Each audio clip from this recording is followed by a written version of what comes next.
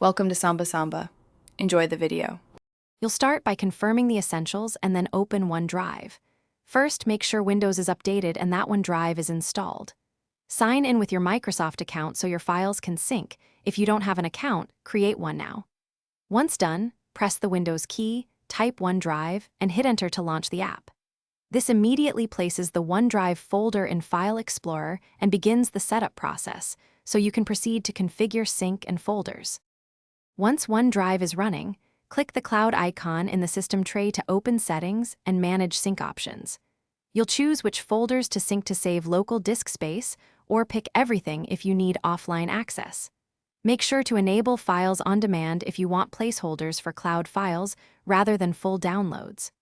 Also check Account, add a folder, or unlink this PC if you need to switch accounts. These steps control what appears in File Explorer. You should now verify that OneDrive appears in File Explorer and that files show correct sync icons. Open File Explorer and look for the OneDrive entry under Quick Access or this PC. Inspect a few files to confirm they open or download as expected.